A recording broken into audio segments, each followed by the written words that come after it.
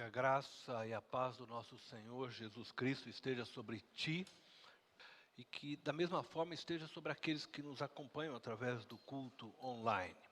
Aonde você estiver e quando estiver assistindo a este culto. Estamos iniciando, o mês de agosto. Hoje, dia 1º de agosto. E junto com o mês de agosto, estamos iniciando a nossa nova série, Juntos. O tema do nosso ano é Juntos, E hoje o tema deste mês é Juntos, Reticências. A cada domingo, nós queremos desafiar você, que está me ouvindo, a igreja aqui de Itapevi, a uma ação como igreja, por isso juntos. E o tema de nossa mensagem de hoje é de volta à comunhão.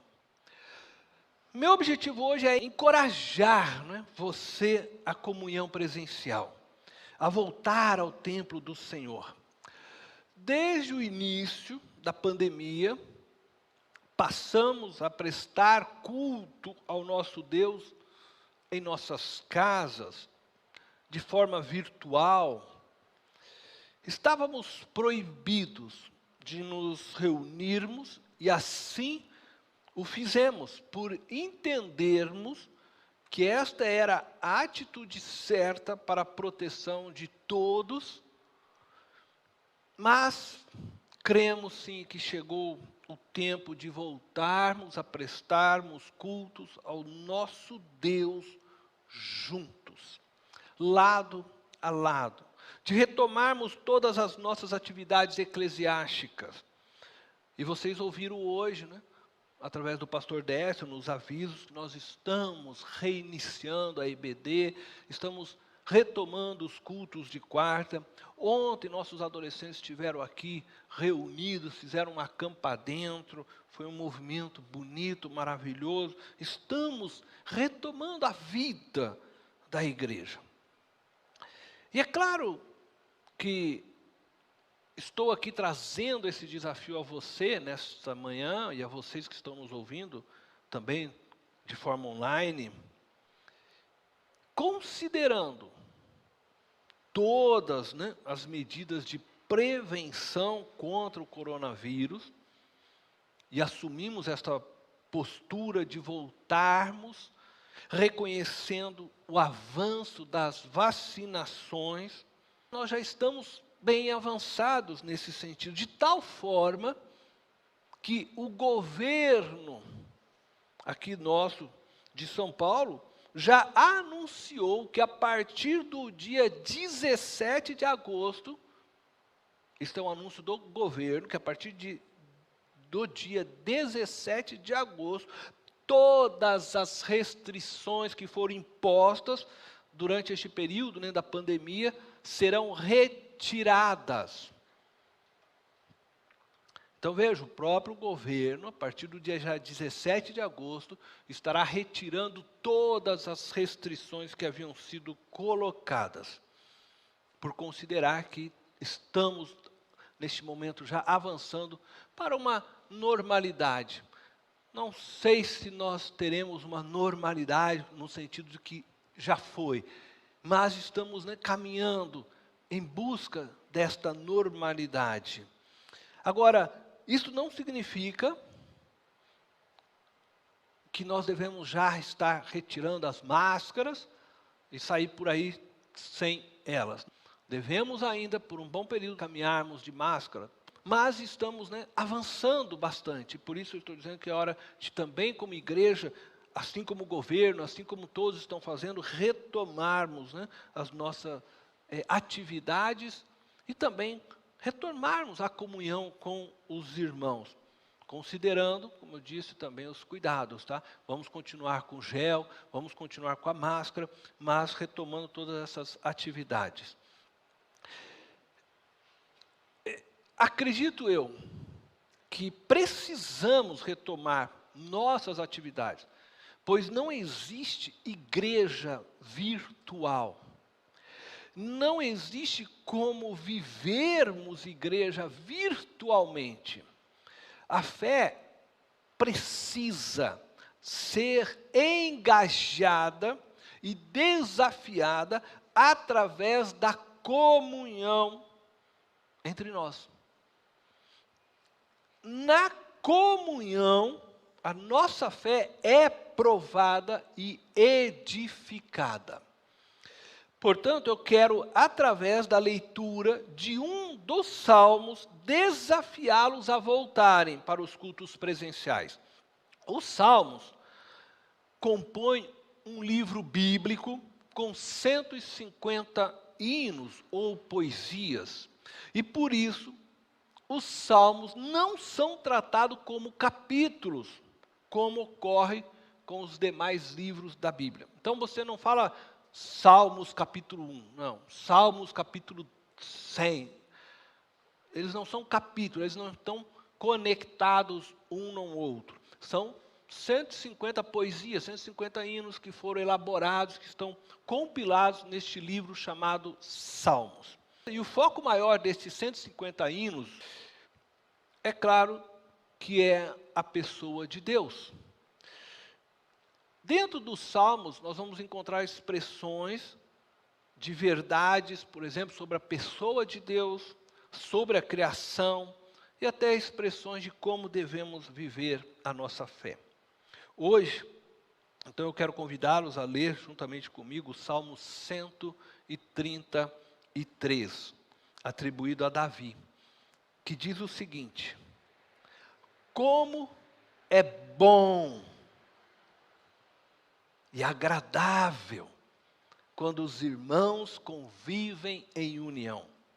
É como óleo precioso derramado sobre a cabeça que desce pela barba, a barba de Arão, até a gola das suas vestes. É como o orvalho do Hermon, quando desce sobre os montes de Sião. Ali o Senhor concede a bênção da vida para sempre. Este é um dos cânticos dos degraus. Também pode ser chamado de cânticos das subidas. Ou ainda mesmo cânticos de romagem. Ele é um dos salmos que forma uma coleção de 15 cânticos de peregrinação, que se encontram entre os salmos 120 e 134. De acordo com a lei de Moisés, os judeus eles deveriam ir a Jerusalém pelo menos uma vez ao ano, em uma das grandes festas anuais que era costume do povo realizar para adorar no templo. Estes judeus partiam das cidades onde viviam em direção ao Monte Sião, a cidade de Jerusalém.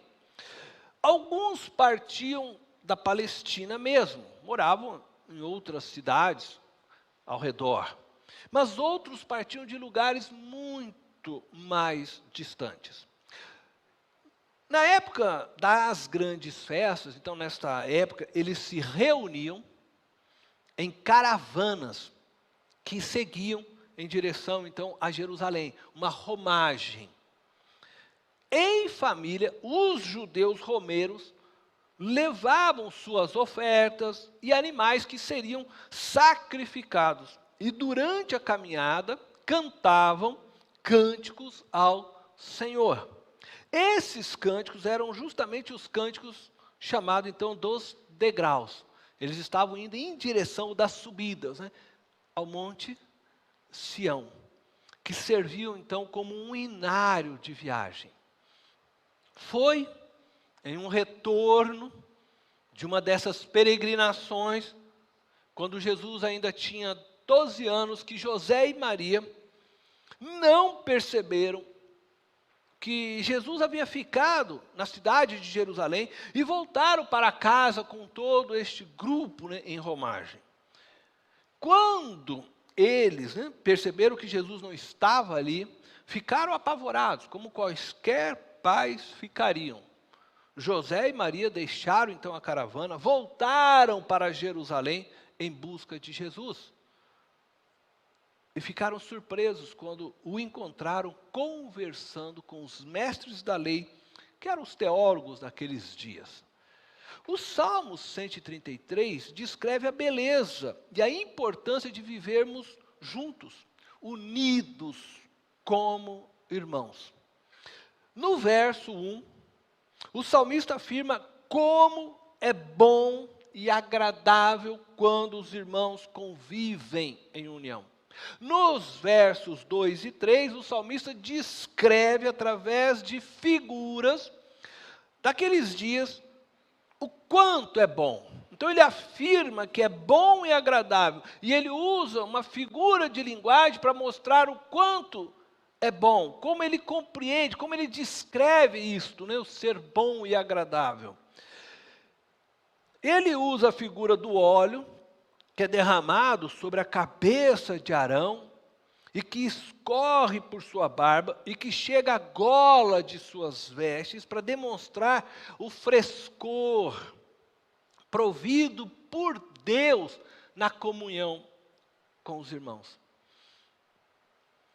E quando ele fala que é como o orvalho do Monte Hermão, que desce sobre o monte de Sião, ele está querendo dizer que a comunhão dos irmãos produz vida, renovo, aqueles que participam dessa comunhão.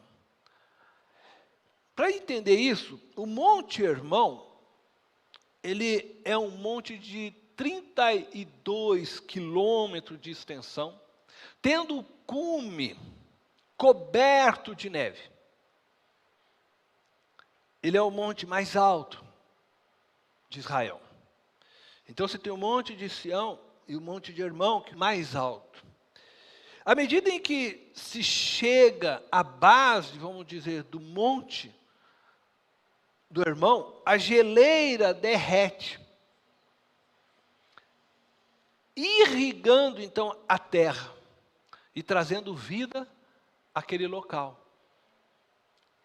E ali, nos pés ali do Monte Hermão, dessas geleiras que vão escorrendo, que nasce o rio Jordão.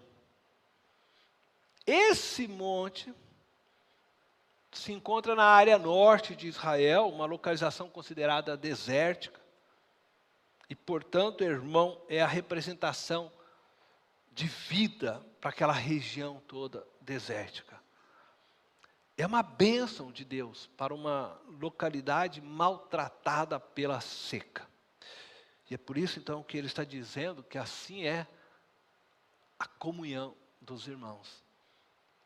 É onde aqueles que estão com a sua vida seca, sedenta, vão encontrar água, fonte. Porque cada um de nós devemos transbordar da água viva. E encontramos vida um no outro, na comunhão. Encontramos frescor na comunhão. Muitos leem este Salmo 133 buscando encontrar nele uma palavra profética. Uma referência, então, à nova aliança feita na cruz. Eu quero dizer que esse é um exercício perigoso. Muitos textos na Bíblia são muito claros, né, quando eles estão fazendo uma referência profética. Tá? Mas, embora seja perigoso, vamos assim dizer, né, fazer ou tentarmos forçar algo de um texto que ele parece não estar realmente dizendo isso, nessa busca de dar a este texto um sentido profético, então muitos veem o óleo da consagração, né, o óleo que é derramado sobre a fronte, né, sobre a cabeça de Arão, como o Espírito Santo. Fazem uma comparação deste óleo com o Espírito Santo, que escorre então sobre a cabeça de Jesus. Arão é nesse sentido também uma figura do sumo sacerdote Jesus Cristo. E a gola, né, o óleo escorre então sobre a cabeça de Jesus, que vai descendo, escorrendo sobre o corpo. Né? Então, ao atingir as golas das suas vestes, quer dizer que este óleo vai escorrendo agora para o corpo. O corpo, nesse sentido, somos nós, a igreja, eu e você. Então, dessa forma, a comunhão dos irmãos, ela é boa e agradável, porque ela provém da ação do Espírito Santo de Deus, que nos une a Jesus Cristo, e age em nosso meio desta forma. Nesta busca também de encontrar uma referência à nova aliança, o orvalho é novamente comparado ao Espírito Santo, que traz vida sobre o Monte de Sião. O Monte de Sião figura o lugar onde Jesus reinará sobre seu povo para sempre. Portanto, nesta leitura, quando o autor descreve o salmista, ali o Senhor concede a bênção da vida para sempre, ele aponta que em Jesus e no seu reino a vida fluirá para sempre sobre seu povo. Não há nada de errado em fazermos esta leitura. Você pode fazê-lo. Eu penso que Davi não tinha essa visão profética quando ele escreve este pequeno cântico. E nem os romeiros, quando estavam indo em direção a Jerusalém, cantando este pequeno cântico. Acredito sim, que este pequeno hino traduzia claramente o sentimento que este encontro anual com todos os irmãos produzia neles. Eles estão descrevendo uma experiência muito real para eles nessa jornada, nesta peregrinação, enquanto caminhavam em direção a Jerusalém, em companhia, então, de familiares e amigos. Essa convivência entre os irmãos durante toda a peregrinação era boa e muito, muito agradável, prazerosa demais para eles. Ela era, então, nas palavras do salmista e daqueles que a cantavam, porque creio que também viviam essa mesma experiência, refrescante, como o óleo da consagração, que escorria literalmente sobre a cabeça do sumo sacerdote. Era a figura que eles tinham claramente de algo que trazia frescor e que promovia para eles renovo, como o irmão. Ao longo dessa romaria, veja só, eles trocavam experiências. Então, nós não estamos falando que eu ia, por exemplo, somente com a minha família. Essas romarias então aconteciam como? Então, eu ia com a minha esposa, Silvana, com o Danilo, com o Tiago, mas eu ia com todos vocês aqui, com todas as famílias. E nessa jornada, cantando e louvando, também se trocava experiências. Aprendíamos dessa forma uns com os outros. Os filhos iam brincando com os filhos das outras famílias que ali estavam presentes. Ao mesmo tempo, eles iam sendo cuidados também pelas outras famílias, irmãs que estavam lá presentes. E todo mundo se cuidava nessa viagem. Eu cuidava dos filhos nesse sentido de outra família, você estaria cuidando dos filhos de outra família, e todo mundo se cuidava porque estava todo mundo numa caminhada junto, brincando, Você imagina crianças correndo, brincando, possivelmente brincando de ser Sansão, de tantas histórias que eles ouviam, correndo, iam brincando e contando. Era um momento agradável, um momento onde todo mundo se aproximava, se unia. Durante esse período de viagem, eles passavam por muitos perigos, eram assaltados, porque os bandidos sabiam que eles estavam naquela rota, e que eles levavam com eles, cordeiros para os sacrifícios, alguns levavam dinheiro, ouro, uma joia para a oferta, que eles queriam doar, e esses bandidos se reuniam para ir lá assaltá-los, e era a hora então que todas as famílias se juntavam, um protegendo o outro, um cuidando do outro. Durante essas peregrinações, eles caminhavam por estradas estreitas, vejam, eles estão subindo, eles estão indo em direção a Sião, subindo o monte, e muitas vezes pisavam num pedregulho, onde já escorregava, fazia cortes. Você já experimentou fazer essas como é que chama hoje em dia que eles falam aí de...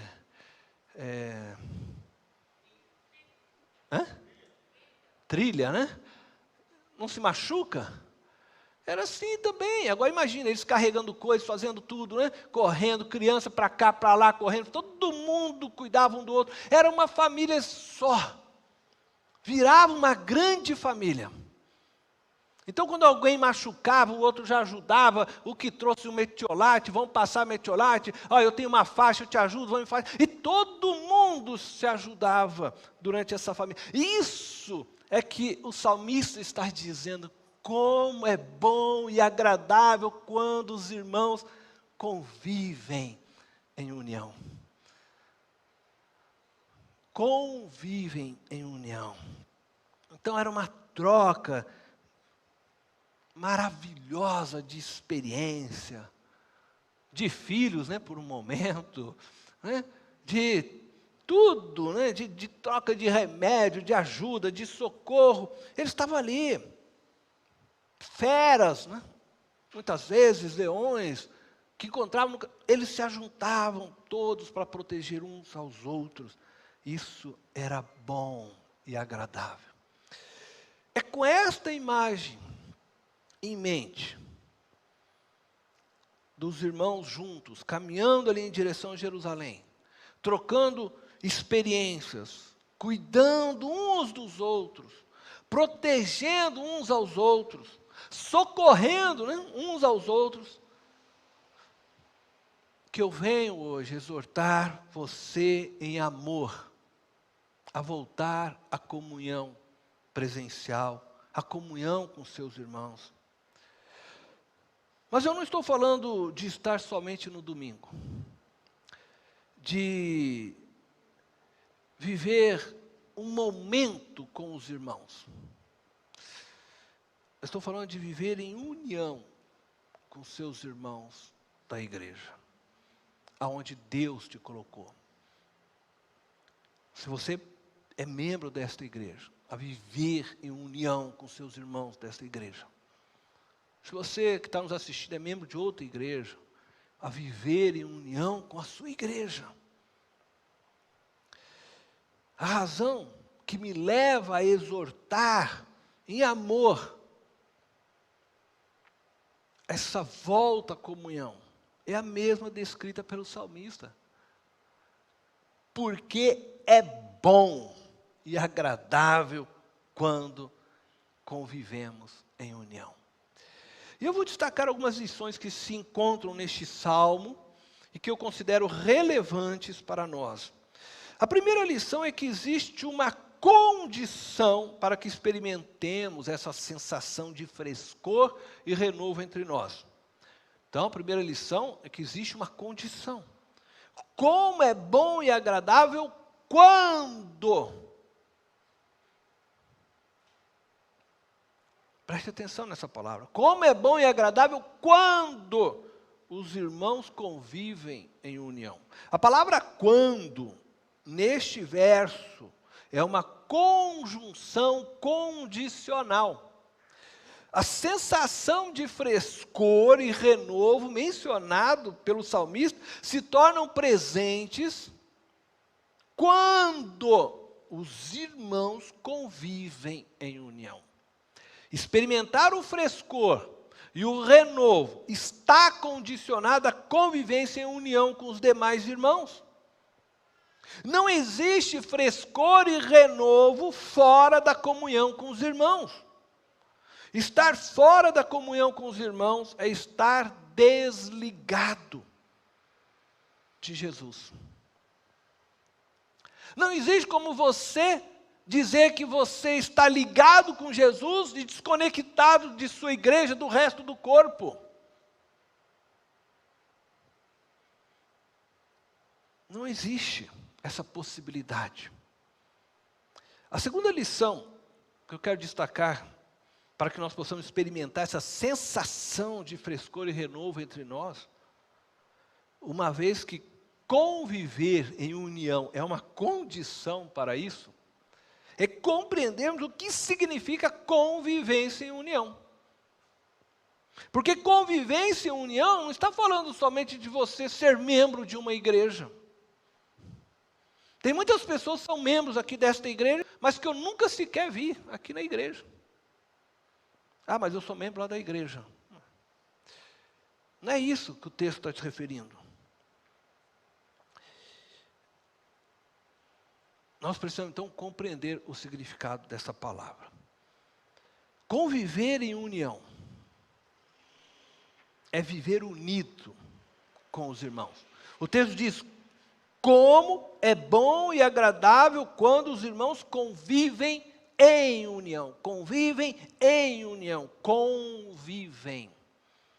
Conviver em união, então, é viver unido com os irmãos. Essa expressão transcende a ideia de um convívio social apenas. E também a ideia de encontros casuais apenas. O salmista está descrevendo a beleza daquela convivência, quando todas as famílias se agrupam juntos e vão em direção a Jerusalém. E ali eles dividem o que têm. Você já viu aquele negócio, né? Você faz a canjica, mas você está vendo, já divide lá para o teu vizinho. Todo mundo está se ajudando, todo mundo está junto, todo mundo no mesmo propósito, indo a Jerusalém, todo mundo se socorrendo, todo mundo cuidando um do outro, todo mundo abraçando o outro filho como se fosse o seu próprio filho. É nessa visão que eles estão caminhando. E é isso que é conviver em união. Não é apenas um encontro casual, onde nós ficamos 1h30 ou 2 horas juntos, cantamos juntos e cada um vai para a sua casa e só se vê no domingo e ninguém quer saber da vida do outro. Ele está falando de conviver em união. Ele enfatiza isso. É um modo de vida que o salmista está falando. É diferente então de estarmos reunidos só por breves momentos. Ele está falando de nos misturarmos. É disso que ele está falando.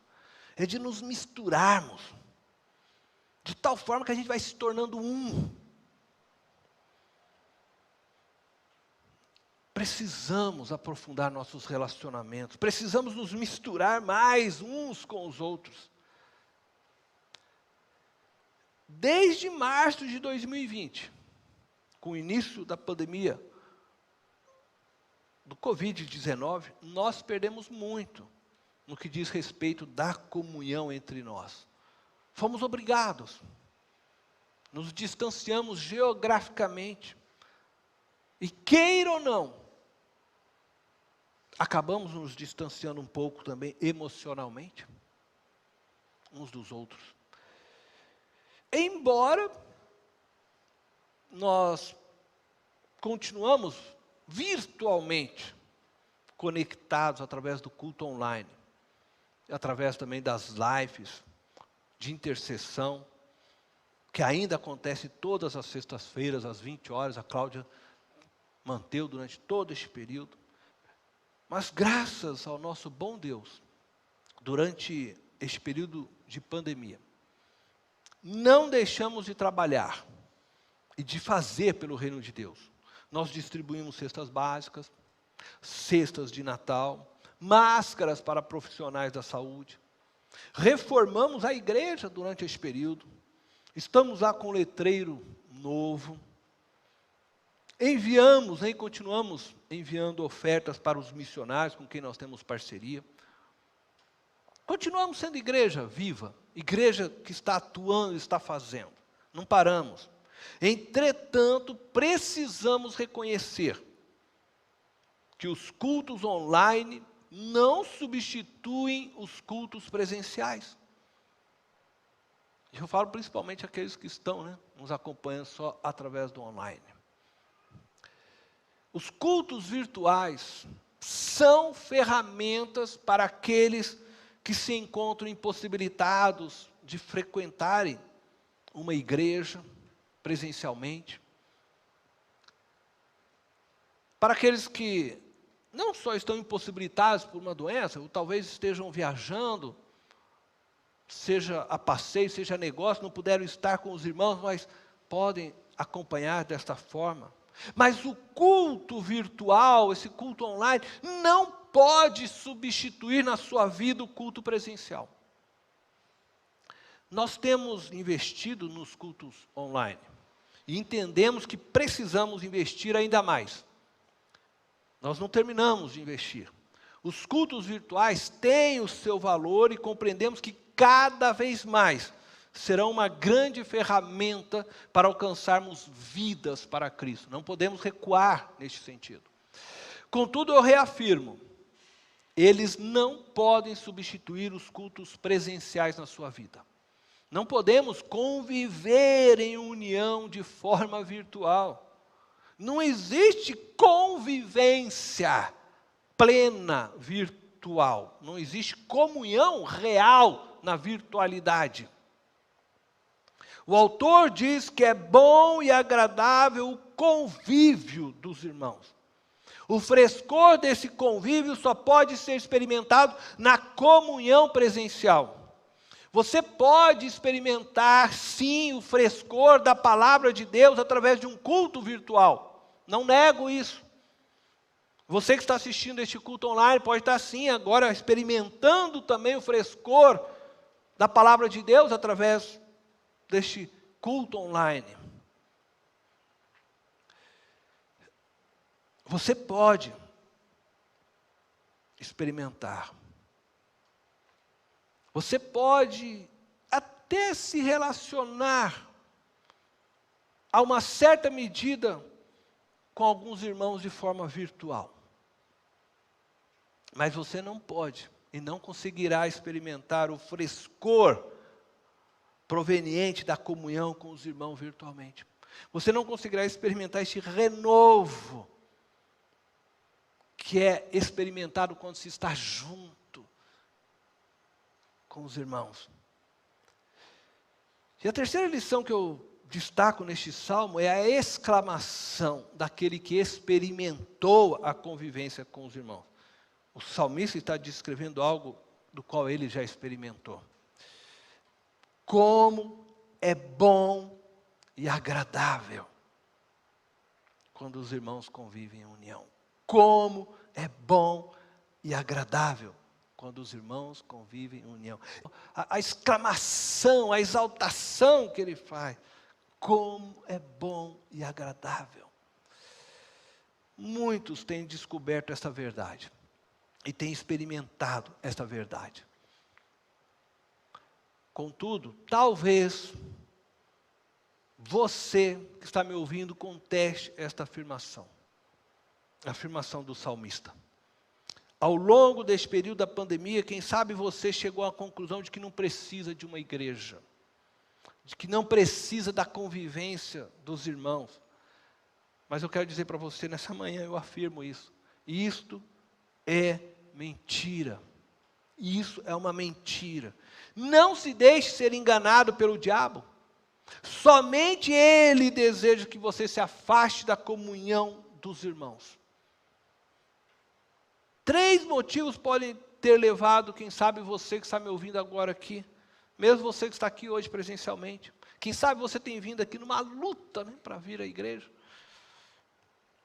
a ter desistido da igreja, desistido da comunhão com os irmãos, desse momento, né, presencial com seus irmãos. O primeiro motivo, quem sabe você chegou a essa conclusão, porque você passou a olhar os defeitos dos seus irmãos. Eles mentem, julgam um ao outro, são traiçoeiros, hipócritas. O segundo motivo que pode ter levado você a isso é que você chegou a essa conclusão diante das muitas brigas na igreja. Ao longo da sua jornada você assistiu brigas e brigas e você falou, cara, durante esse período da pandemia, a melhor coisa é ficar aqui em casa, eu não vejo briga, ouço a palavra. Você percebeu que sempre que você tentou realizar algo para Deus na igreja, você se desgastou emocionalmente. Percebeu que existe às vezes uma luta de poder e status dentro da própria igreja. Ou talvez o terceiro motivo que te levou a isso é que você concluiu que sua igreja está ensinando muitas doutrinas erradas. Existe uma ênfase muito maior no homem e nos seus desejos pessoais. Eu quero dizer algo para você que se encontra pegado no primeiro motivo, que chegou à conclusão de que os irmãos de sua igreja possuem muitos defeitos. Você já parou para pensar que possivelmente os defeitos dos seus irmãos são, nas mãos de Deus, instrumentos para trabalhar com o seu caráter e forjar dessa forma a sua fé?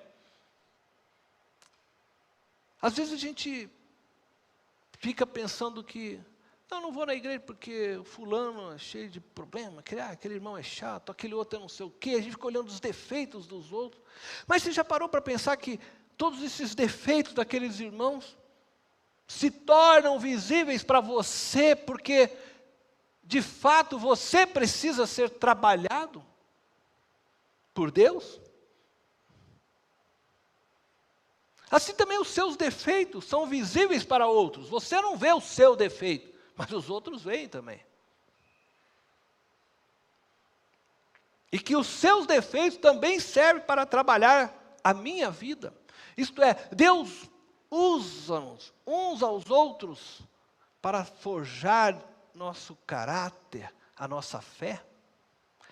Provérbios 27, 17 diz assim: assim como o ferro afia o ferro, o homem afia o seu companheiro.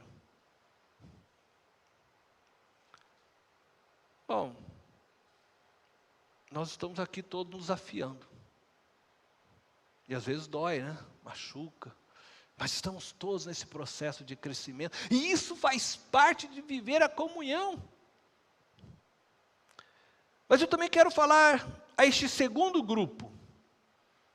Eu quero falar a você que deixou de congregar por causa do segundo motivo, né? Que se distanciou da comunhão por causa das muitas brigas na igreja. Não podemos desconsiderar que essas brigas na igreja, possivelmente, eu acredito que assim o é, sejam a afirmação da ausência de maturidade entre nós. Da minha imaturidade, da sua imaturidade. É nossa. Não é só minha, não é só sua. É nossa. As muitas brigas, sabe, fica essas picuinhas, com um monte de coisa. É ausência de maturidade entre nós. Agora, o meu desafio a você é não desistir, porque juntos nós podemos promover esta maturidade. Maturidade que nos leve então a experimentar o frescor encontrado na comunhão dos santos. Você não deve fugir da convivência, mas ajudar seu irmão mais fraco a se tornar uma pessoa melhor. E assim alcançarmos juntos uma convivência melhor. E deixa eu falar uma coisinha só desse negócio de irmão mais fraco. Eu quero dizer para você que, quando a gente está tratando essa questão de irmãos mais fracos, a questão é o que come a carne sacrificada ou não. O mais forte é aquele que come, o mais fraco é o que não come, o mais forte é o que bebe, o mais fraco é o que não bebe. Não é isso. Porque todos nós, isso eu estou me incluindo, todos nós, muitas vezes temos áreas onde somos mais fracos, na verdade, que outros. Outro é mais forte em determinada área. Então a gente não pode simplesmente achar que um irmão, você olha e fala, aquele irmão é fraquinho na fé. Porque às vezes tem área que ele é muito mais forte do que você tem que reconhecer, eu sou meio fraco aqui. Eu tenho uma dificuldade em determinadas áreas da minha vida, por mais tempo que eu conheça da Bíblia, que eu não consigo ainda vencer, lidar. E cada um de nós tem as suas. Então, na verdade, ora talvez você é o irmão mais forte, ora você é o irmão mais fraco, ora eu sou mais forte, ora eu sou mais fraco, mas todos nós estamos juntos nessa caminhada para nos ajudar a nos amadurecermos e crescermos juntos. Então a convivência entre nós, ela é importante para isso, aonde estamos sendo desafiados e afiados por Deus. Então, precisamos estar juntos. Jesus espera que você contribua no desenvolvimento da sua igreja. Quando a gente fala contribuir no desenvolvimento da igreja, não é só a igreja física, é da igreja que é o seu irmão. Contribua no desenvolvimento dele com o seu dom, com o seu caráter, com a sua postura, com o seu ser, mas sempre com amor e compaixão. Sempre que nós formos fazer algo, a gente tem que fazer com amor e compaixão. Toda verdade sem misericórdia é crueldade. Verdade sem misericórdia é crueldade. Misericórdia sem verdade é complacência.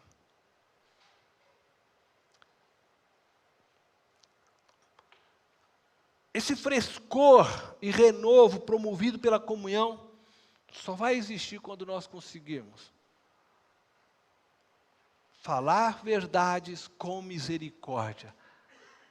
E quando nós agimos com misericórdia também, juntamente com a verdade. Esse é o nosso processo de amadurecimento que nós precisamos. E nós temos que trabalhar e nos ajudar dessa forma.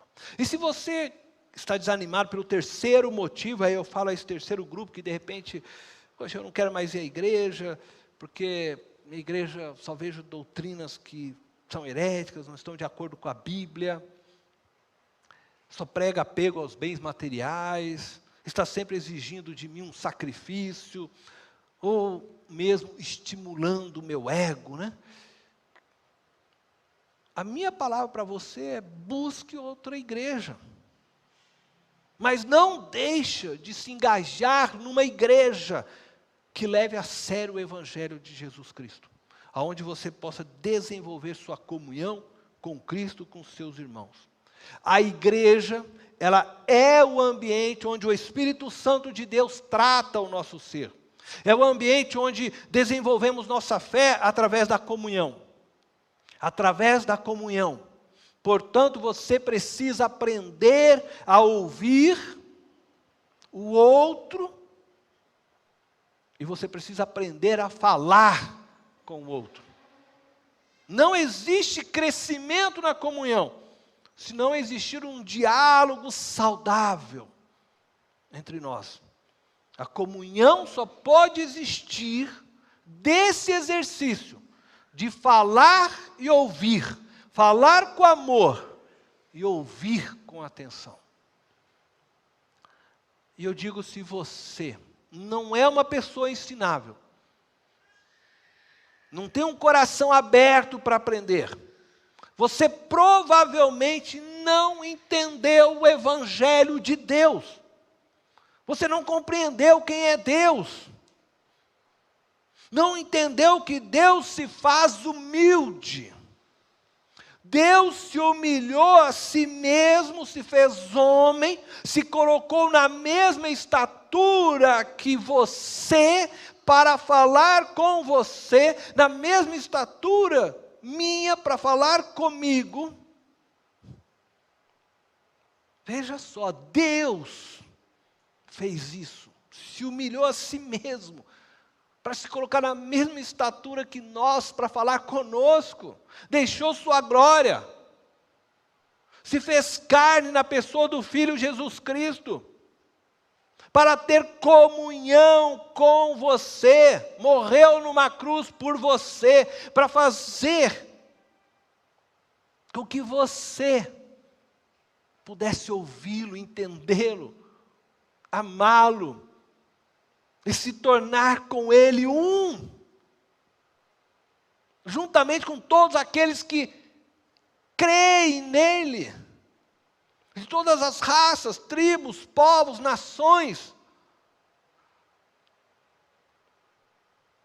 Ele aprendeu, se fez homem para dialogar conosco, nos ajudar a nos ensinar, e você não ter capacidade de ouvir o outro, é desconsiderar a humildade de Deus, a graça desse Deus. É importante que você tenha humildade para ouvir o outro. Deixe a arrogância de lado, sai do pedestal, Ah, mas eu sempre fiz, sempre... Para com o sempre fiz. É hora de aprender coisas novas, ouvir coisas novas. Deus vai falando através do seu povo, da sua igreja. E eu quero dizer para você, você não pode desistir. Você não pode desistir da comunhão.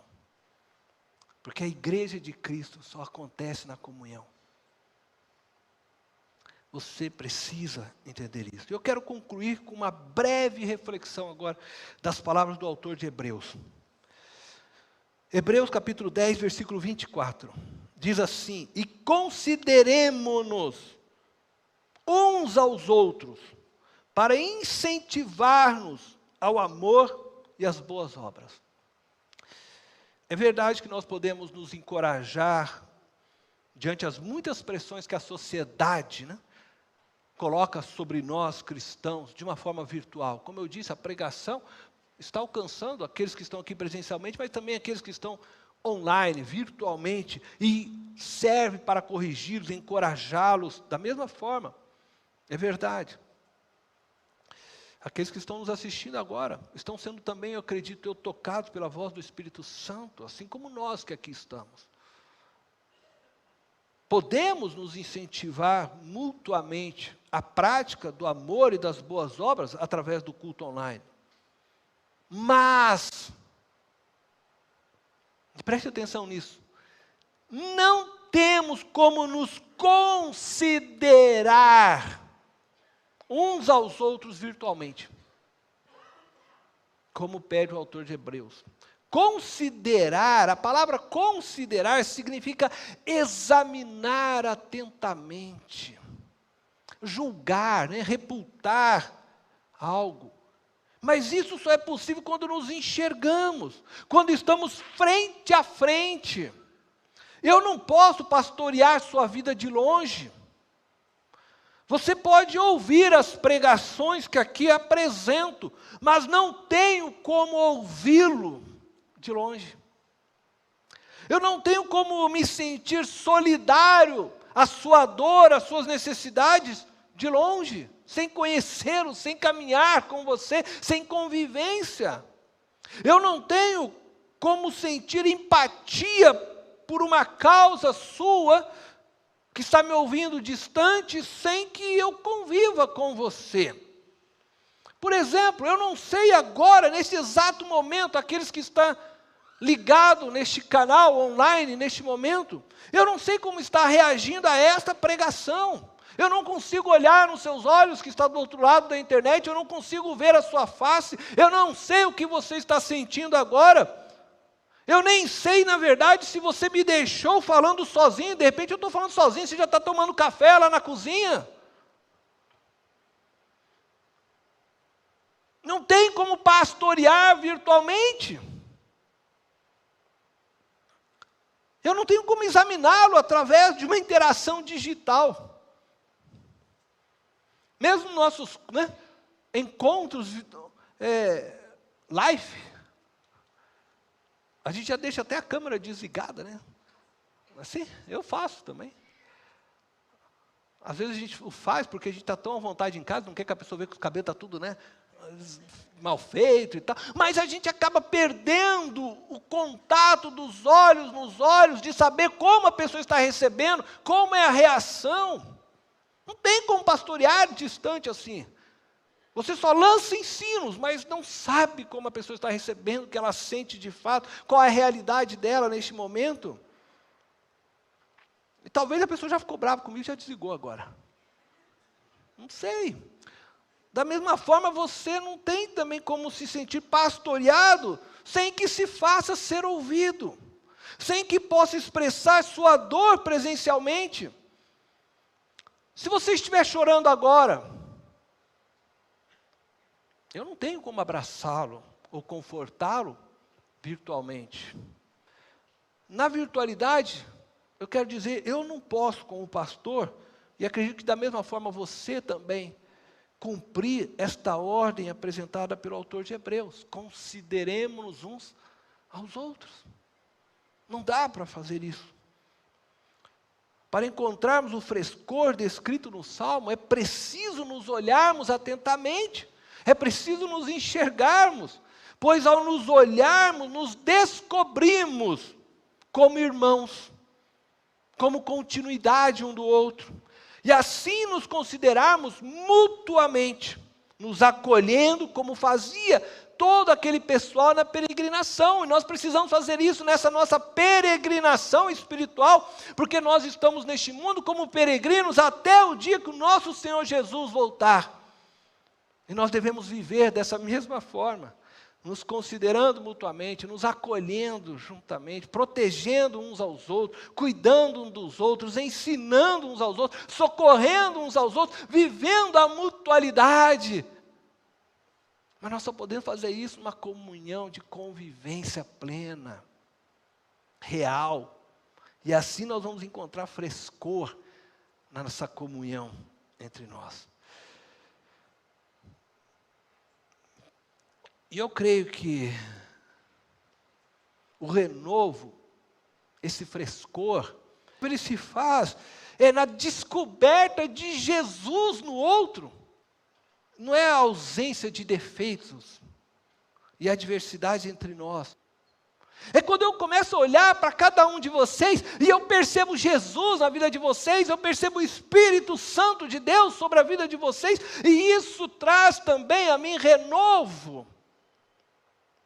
Quando eu começo a olhar para você e percebo que você é filho de Deus e que somos em Cristo irmãos, e aí então eu posso entender e perceber que Jesus usa você para me ensinar e usa a mim para te ensinar. Jesus usa você para tratar comigo e usa a minha pessoa para tratar com você, porque eu sei que embora possa haver entre nós, sim, adversidades, pensamentos diferentes, mas eu sei que o Jesus que habita em mim, habita em ti.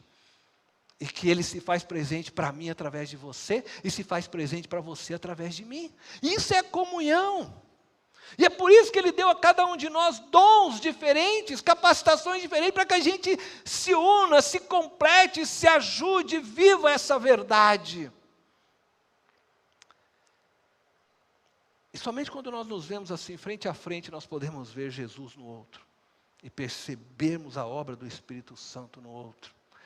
Somente quando nos olhamos olho no olho, podemos nos examinar atentamente, como diz o autor de Hebreus, e nos considerarmos uns aos outros. E é por isso que eu quero reafirmar agora as palavras do salmista. Como é bom e agradável quando os irmãos convivem em união.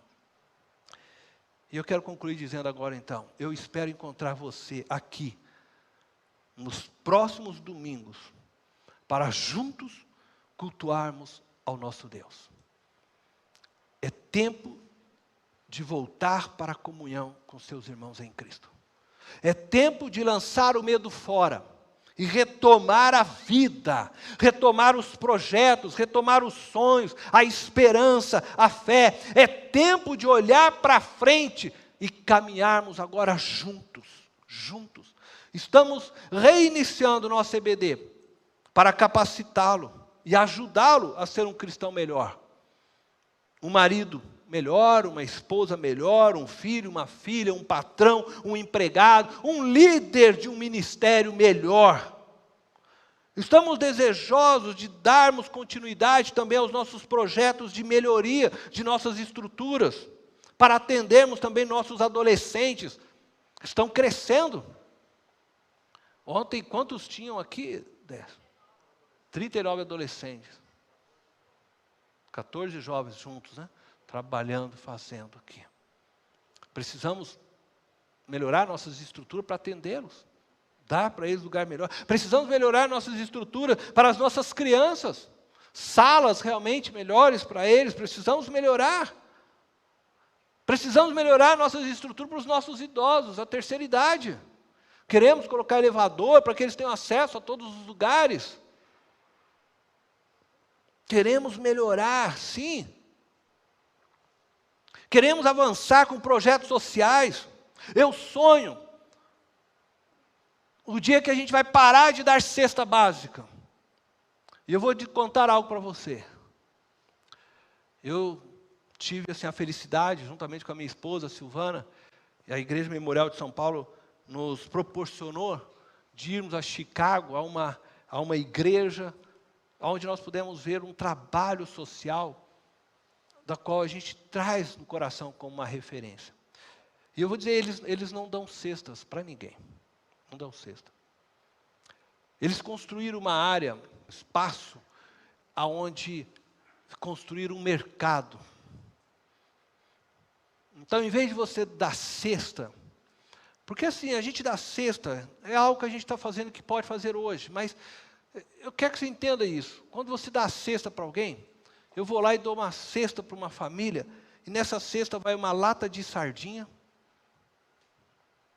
vai um pacote de café, algumas coisas assim, né? Uma bolacha, talvez, não sei. E aí, o rapaz abre lá a cesta, ele está morrendo de fome, mas para começar ele não gosta de sardinha. Mas ele vai fazer o quê? Eu vou ter que comer a sardinha, porque é o que me deram, eu estou morrendo de fome. Ele come a sardinha. E assim é. Ele vai e entra ali, e fala, você precisa de um sapato? Eu preciso, meu sapato está tudo rasgado. Eu tenho um número lá, 40. Ele calça 42, mas ele leva o 40, porque é o que tem. E ele vai andar assim, né? Mas por quê? Porque deram isso para ele. Nós fomos nessa igreja, e essa igreja estava falando sobre isso, dar dignidade às pessoas. Então, em vez de ir lá e fazer lá da cesta, eles montavam um local, como fosse um mercado. Ali ficava lá sardinha, ficava sei lá o que, bolacha. Os membros da igreja enchiam aquele mercado, compra ali, coloca, deixa ali. Nem em vez de pagar cesta, vão pagar. Aí, essas famílias vinham e chegavam até um determinado local, eles faziam uma triagem. Então, chegava ali uma família 1, a família 1 tinha 4 filhos, eles iam ver por que você está, vai ajudar, buscar emprego, vamos buscar fazer, mas nesse momento a família não tem, vocês precisam de alimento, são 4. Então eles faziam lá um cálculo, mais ou menos, né, que eu não sei assim dizer, mas a família com 4 filhos, vocês vão ter direito, por exemplo, de gastar lá R$500. Ela vai com aquele cheque, vamos dizer assim, da igreja, né, é para uso interno, né? E ela entra lá e ela vai escolher o alimento, ela não vai comer a sardinha que não gosta, vai escolher o alimento que ela gosta. Sabe, ele quer azeitona, nem você está dando sardinha, né? Vai escolher na outra loja a roupa, escolher a roupa. Você é palmeirense, o cara te deu uma camisa do Corinthians, mas você tem que usar aquela camisa do Corinthians, porque eu não tenho mais opção. Não, lá ele vai escolher a roupa. Olha que coisa bonita, dignidade, a pessoa poder escolher, eu vou experimentar o sapato, esse é 40, ficou bom, igual a gente tem o direito e essa dignidade de comprar numa loja e escolher, enfim, né? Ela vai fazer como ela quer, ela vai comprar a peça de roupa que ela quer, não é verdade? Então, dá dignidade, e os irmãos, eles fazem isso, eles vão lá, eles abastecem o mercado, eles abastecem a loja tem roupa nova, não é só roupa usada, eles compram roupa nova e deixam lá para o irmão escolher, está lá na etiquetinha ainda, o cara fala, poxa, olha, né? Tem da dignidade. Eu falo assim, eu sonho um dia que nós vamos fazer isso, a gente vai parar e dar cesta, vamos montar um negócio, uma estrutura, para as pessoas virem aqui, tem dignidade. Nós precisamos avançar com projetos sociais. Projeto de terceira idade. Nós sonhamos em investir mais missionários, ajudar o Álvaro, está aí. Nasceu nessa casa, filho da Dora. Precisa agora de ajuda. Está trabalhando para Deus. Abraçá-lo. Gente, existe muito para fazer. E você está aqui porque Deus tem um propósito para você aqui. Por isso eu quero dizer para você. Você é importante nesta obra. Você é importante nesta obra. Juntos de volta à comunhão, nós faremos mais pelo reino de Deus e pela cidade de Itapevi. Feche os teus olhos.